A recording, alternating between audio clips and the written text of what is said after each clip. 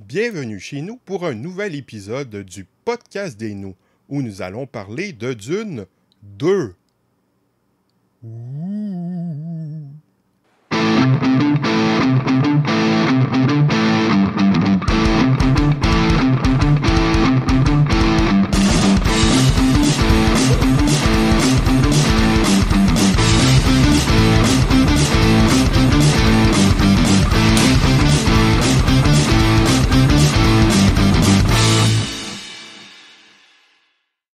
Bon, je ne m'éterniserai pas à redire ce que j'ai dit sur la première partie.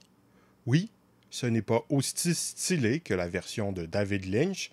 Le visuel et le son ne sont pas aussi riches, ce n'est pas aussi fort émotivement, le jeu des acteurs est beaucoup plus dans la retenue, mais ça a tout de même de la classe, du style, c'est fait par des gens talentueux avec beaucoup de moyens. Oui, ça a beaucoup plus de classe que la mini-série, par contre j'ai l'impression que c'est moins fidèle. Il faudrait que je relise le roman sans doute, mais il y a plusieurs éléments d'intrigue que l'on voit dans la mini-série et pas dans ce film et son précédent, la première partie.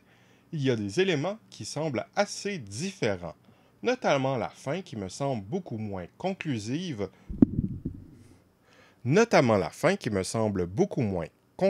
sur certains points.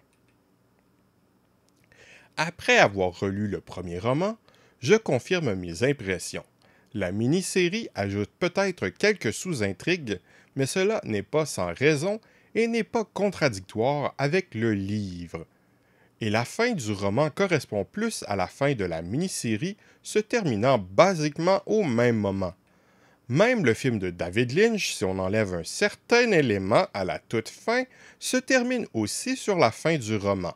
La version de Denis Villeneuve se termine sur une fin ouverte qui appelle clairement à la suite Messiah of Dune.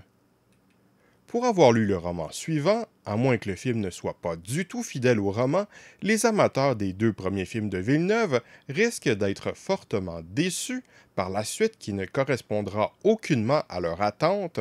Nous devrions avoir une suite se continuant pas mal dans le même esprit que les deux premiers, un récit de science-fiction complexe et intéressant, jouant de la politique, de la construction narrative et tout ça, beaucoup plus dans le dialogue et la réflexion que dans l'action.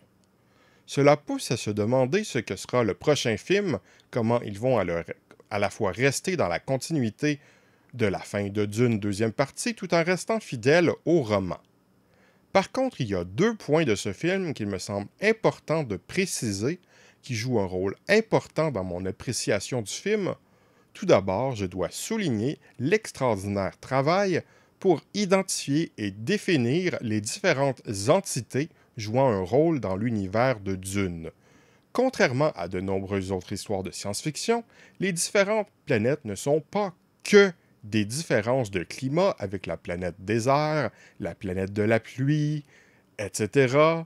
Ici, les planètes ont véritablement une identité sociale distincte avec un esthétisme totalement différent, permettant de remarquer les différences culturelles, particulièrement pour Guy Prime, que je prononce peut-être très mal, je me rappelle pas comment ça se prononce.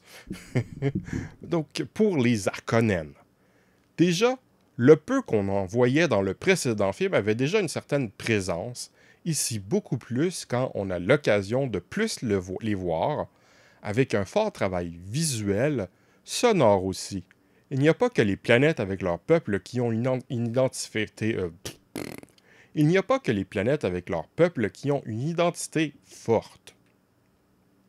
Je me dois de souligner la grande qualité de la représentation du Bene Gesserit, que j'ai peut-être encore mal prononcé. Non, je pense que c'est bien Bene Gesserit. Donc, si dans les précédentes adaptations, leur rôle est essentiel narrativement et très correctement souligné avec des personnages forts et des efforts du point de vue du maquillage, costumes et ce genre de choses, ici on les voit vraiment à l'œuvre dans leur méthode et leur impact. Une entité centrale de l'univers d'adulte. Une, une, une entité centrale de l'univers de Dune.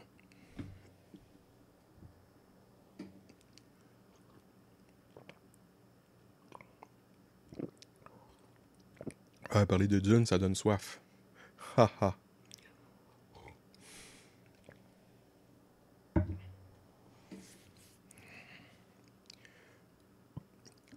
Le second point que je me dois de mentionner est l'effort qui est donné à montrer les côtés plus sombres, plus violents, plus questionnables de l'histoire de nos héros, passés pratiquement à la trappe dans l'adaptation de David Lynch et abordés dans la mini-série. Ce côté important de l'histoire est exploré ici plus profondément, notamment par le rôle pas nécessairement positif de Jessica, un personnage qui semblait toujours plutôt positif dans les précédentes adaptations. J'ai trouvé cet aspect très intéressant. Une excellente adaptation qui me donne envie de voir la suite, mais aussi sans doute de dévorer boulimiquement la série de romans que je n'ai pas lus ou relus depuis bien trop longtemps. Pour ceux qui s'en souviennent, j'ai un système de notes qui est sur 5. Je donne un 5 à un chef-d'œuvre, un 4 à une œuvre qui se démarque particulièrement, un 3 à un divertissement honnête, un 2 à une œuvre moyenne, un 1 à une œuvre mauvaise et un 0 pour une nullité absolue telle que Trump Harkonnen. Pour Dune, deuxième partie, je donnerais un 4 sur 5. Et pour la première partie, j'avais déjà déclaré dans mon précédent épisode, mon précédent vidéo sur le sujet, que je pensais lui donner un 3 sur 5, mais que je reverrais peut-être à la hausse quand j'aurai vu la deuxième partie. Donc, je donne un 4 sur 5 pour les deux parties. C'est une excellente adaptation, même si je préfère toujours la version de David Lynch. Donc, au revoir et à bientôt!